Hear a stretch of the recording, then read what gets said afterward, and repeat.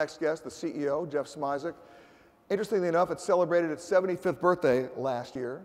It is a legacy carrier. It emerged from bankruptcy as a much better carrier and has won numerous awards. As Mr. Hogan said, they have a very young fleet relatively to the other U.S. airlines. This year was an interesting year for Continental for a number of reasons. One of which, of course, in March of this year, they became the last U.S. carrier to eliminate meal service in coach. And I don't know if this is related, but 2 months later they announced their merger with United. So, just asking.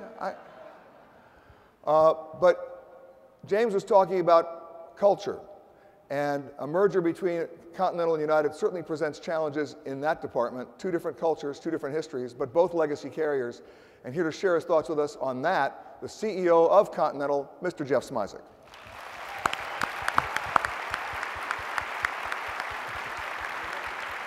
You come sit with me? I'll come sit with you, sure.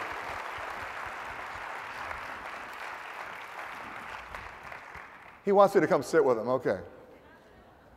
I don't bite very hard. Well, I guess the real question is, given the environment that we're in, I got to start off right away with ancillary revenue and fees, simply because that is, we just did a report on CBS News last week that the second quarter results of, well, almost every U.S. airline, with the exception of American, which almost made a profit in the second quarter, it was really driven by those fees. Well, you know, ancillary revenue is important, and I think it'll continue to be important for most airlines. What we've found, and I know it's controversial, and I know some people don't like it, but how many people like it?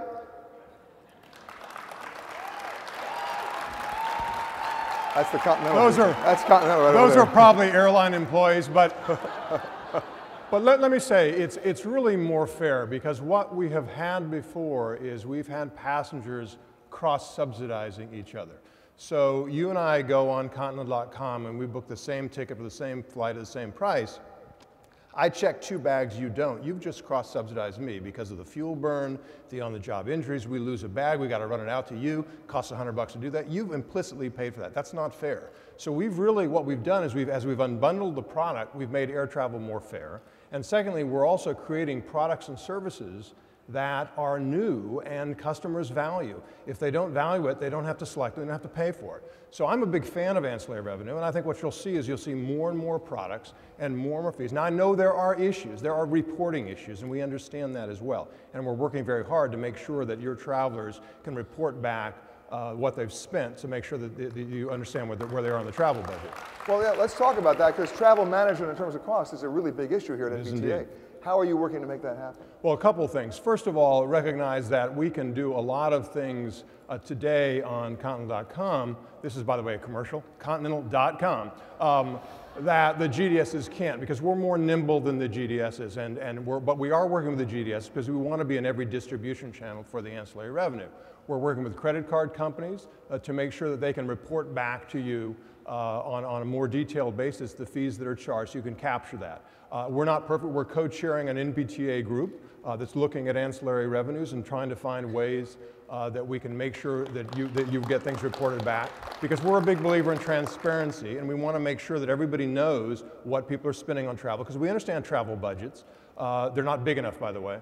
But we understand travel budget, and we understand how important it is to get information back to you, and we're working hard to do that. But aren't you impressed the number of people in this room who came to Houston in August? It's a wonderful city, Houston, Texas. In August. It's a wonderful city year-round. We have great hospitality here. The merger itself. Every airline that has done this, and the most recent example being Delta and Northwest, they suddenly became overnight the largest airline in the world, right? Your merger with United would put you in that stratospheric category. Yes. The real question is, you become the largest airline in the world for 15 minutes and then shrink? Meaning, it's all about inefficiency and realizing where you have overlap and then trying to strategize to get more efficient. Well, our merger, Peter, is a little bit different than that, because we and United are really not competitors. We overlap on only 15 routes worldwide. So there really isn't the opportunity for us to, we're very complementary route networks. Now that's very good for the business traveler because we're principally a business airline and United is principally a business airline. And we can provide this broad network, 350 destinations on a single carrier. So this isn't about eliminating overlapping routes because we essentially don't compete. We're not competitors, nothing to eliminate. Now, there will be some job losses at headquarters or there any merger, but the impact on the frontline employees is minimal because we simply don't overlap. But what about capacity? Well, capacity is I can't speak to future capacity because my lawyers will spank me if I do that.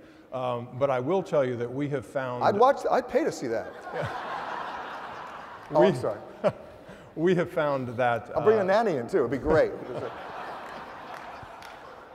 I don't know how I can go on with you, Peter. We have found that, we have a lot of benefits at Continental from exercising capacity discipline. We recognize that this industry from time to time suffers from too much capacity, too many seats chasing too few butts. And we recognize that we need to be thoughtful about it at Continental and we've seen the benefits of doing that. Well, you've certainly seen the benefits of doing that in the last 12 months. Mm-hmm. I mean, every airline has benefited from that. It was triggered primarily, I think, because of fear of oil prices spiking. You pull planes out of service and every plane is full. It's a wonderful life.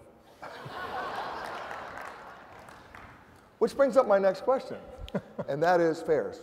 Yeah. We've seen fares this year go up 32% from US to London, 37% US to Italy, even higher in some of the other locations. Last year, you could have gotten the Transcon fare from Los Angeles to New York as low as $218 at this time of the year. This year, it's about $750.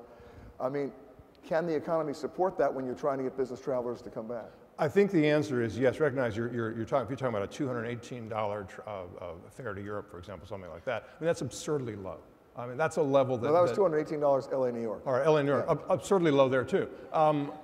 Look, we have got in this business to make money, and it's in everyone's interest in this room that airlines make money. Having us consistently losing money, being on the brink, airlines going out of business, airlines filing bankruptcy, disruptions, that's not good for anybody in this room.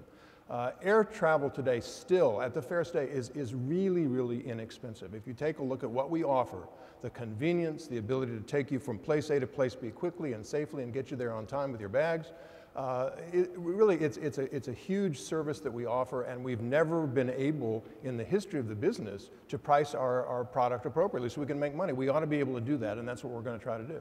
The government's role, the government ought to be focused on enhancing the throughput of our nation's air traffic control system. That can be done. The equipment exists, the technology exists. We can do it. It just takes national will and some money. Okay. We have some questions up here. We're going to get a microphone to you, I promise. If not, I'll just repeat the question. Go ahead, ask it. Here it comes now. Hold on. So a lot of the discussion has been around... And identify yourself, please, if you can. Bob Dursey with Alaska Airlines. A lot of the discussion today has been around premium travel and international travel, and this is kind of a domestic travel situation.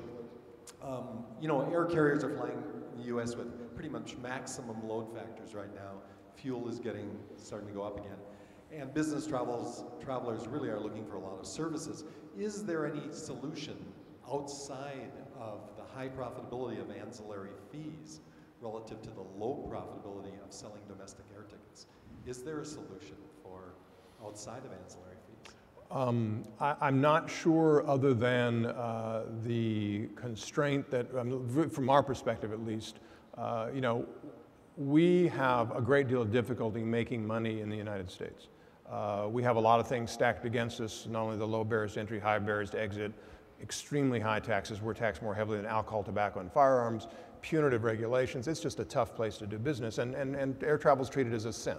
And it's not a sin. It's a good thing. It fosters travel, it fosters trade, it fosters exchange of ideas. I mean, travel is unalloyed good. It's very difficult to make money in the U.S., and we size the domestic system principally to feed the international system. Because that's where we can make money. Are there solutions to the issues that we have? There certainly are solutions, but it's very difficult. We have to take the world as it is, and we will do our best to make money domestically. I would love to break even domestically. That would be a big goal. You were saying it earlier. You know, break even's the new, you know, the new black. Because if I can break even domestically, I know I can make money internationally. Because my goal is to have a carrier that makes money year in, and year out. In tough times makes a little bit of money, and good times makes quite a bit of money, so that I can provide reliable transportation for all of you. I can provide careers for my employees and secure retirements. And recognize that air travel is a good thing. I mean, it really ticks me off when people complain about air travel or think of it as a bad thing. It is something on which our economies are dependent, our lives are dependent, the free flow of ideas and trade are dependent. Air travel is unalloyed good, and this government should be fostering it, not punishing it. Donna Kelleher from Dominion. Your first response scared me a little bit, actually, to the ancillary fees issue. You sounded a little bit more like United and a little less like Continental, so I wanted to make sure before you move to Chicago to get this. So what about it scared you? There's one point in which we most effectively manage through managed travel programs the decision to purchase airline tickets.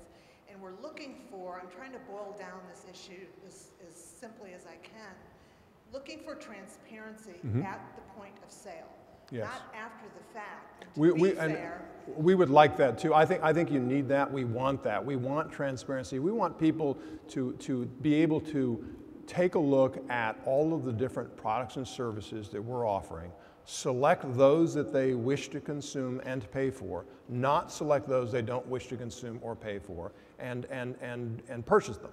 And we want transparency. We're in the early stages of this, and we have issues with GDSs, we have issues with getting the reporting through the credit card companies. We're at the early stages of this, but you and I have an alliance of interest here. We want to make sure that we have a fully informed consumer. We want to make sure that you get the right level of reporting back as a travel management company, for example. We want to make sure that the travelers understand precisely what things are going to cost and what services they want to consume. We're offering a lot of new services that are good services, and they've been very successful.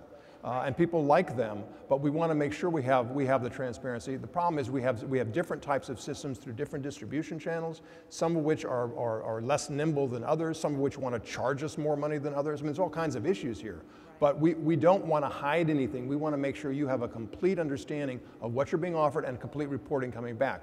Are we as an industry yet doing a good job of that? No, we're not, because we're in the early stages, and we're sort of ahead of of a lot of the technology and a lot of the distributions systems. But we will get there, and we're committed to getting there. Thank you. And the one other point I'd like to make is that those decisions are not always made on systems in managed travel programs like Continental.com or American.com. They're done through those varying methods, so I'm hoping that you and your peers are actually looking to resolve this. Yes, we do, we absolutely do want to do that, yes. What you're saying is you want people to be able to opt in and not have to be forced to be opting out. That's right, yes, okay. That's right. Last question here, who's got one? I'm looking. Right there? Go ahead. Okay, my name is Mark Sum from China Southern Airlines, a member of Sky Team. I have two questions for you. I don't even know who that is, but go ahead. Okay, the first one is, as an airline CEO, do you see any, as a management side, manager perspective, do you see anything that we can lead our industry to do more favorable environmental issues? Because we see a lot of extreme weathers happening right now. The bad weathers cause our flight delays. I mean, is there anything that we can force other industry to come with us, to join us to make the world better as a human being? We should have done that. And that's the first question. And the second question would be, as a Sky Team member, why would you leave and join to Star Alliance? All yours. Thank you. Sure. Let me handle the first. On environmental matters, I think that certainly modernizing the air traffic control system in the U.S. would be very beneficial to the environment. Modernizing the fleets, we have done at Continental, putting winglets, ordering the 787 Dreamliner, which burns 20% less fuel than a comparable 767. All those things are good for the environment, and we're committed to that. In terms of why we left our former alliance, we left it because we joined a better one. Whoa! Nice way to end it. And on that note,